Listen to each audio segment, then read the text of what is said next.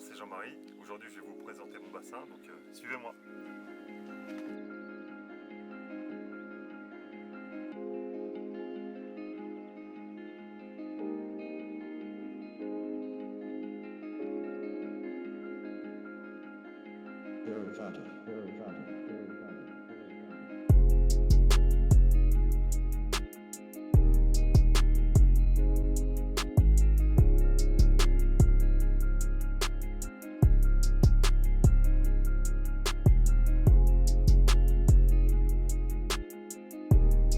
Donc nous voici au bord du bassin. Donc le but pour moi, c'est de vous partager mon expérience dans la construction d'un bassin à carpe koi. C'est un bassin qui a maintenant 2 ans.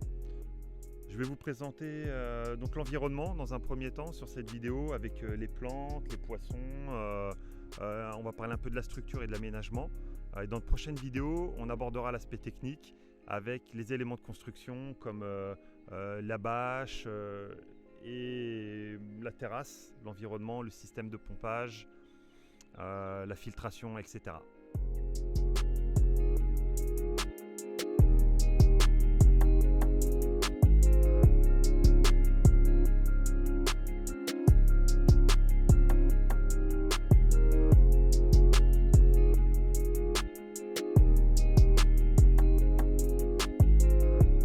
Alors nous voici sur un plan plus large du bassin. L'objectif pour moi était d'avoir un bassin qui soit très proche de la maison pour pouvoir en profiter au quotidien, avec une terrasse assez large et des massifs de fleurs tout autour pour pouvoir casser la dénivellation sur la hauteur du bassin.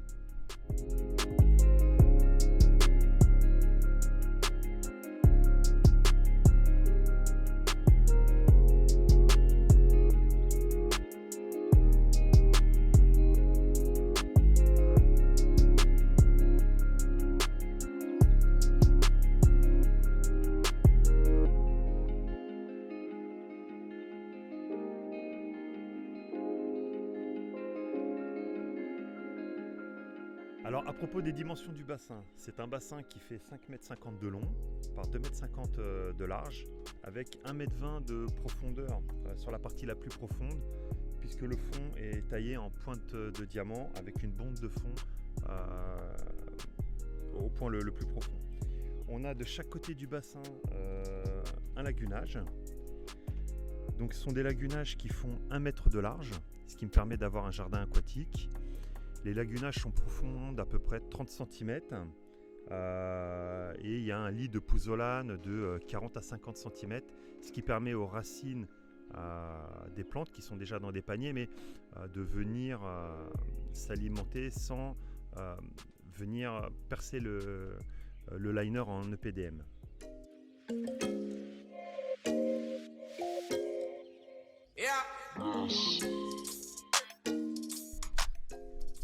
Donc ça, c'est l'oxygénation du bassin, très important. On est sur une oxygénation avec une pompe à air qui est reliée à la bonde de fond. La bonde de fond a une membrane supérieure qui diffuse l'oxygène. Donc c'est très important de bien oxygéner son bassin. Le skimmer flottant qui est là pour venir aspirer toutes les particules qui viennent en surface. Et pour créer un bon mouvement, j'ai 3 refoulements dans le bassin. Un refoulement, on va dire central à 10 cm en dessous le niveau de l'eau dans le bassin principal. Et un refoulement dans chaque lagunage qui permet de créer un mouvement d'eau et de n'avoir aucune zone morte pour que toutes les particules puissent être brassées éventuellement dans le bassin et reprises par le skimmer.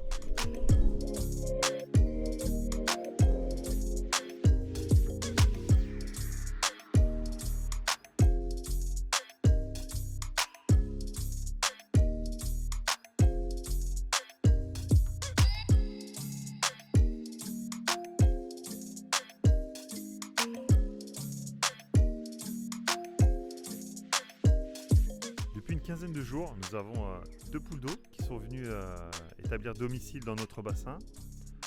Donc ils ont préparé leur nid, puis tous les 2 jours on a vu un nouvel œuf apparaître. Donc aujourd'hui il y a 6 œufs dans leur nid.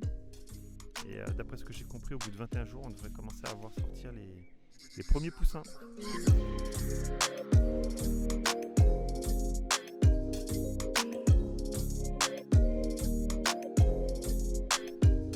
Voilà, donc c'était la présentation de mon bassin.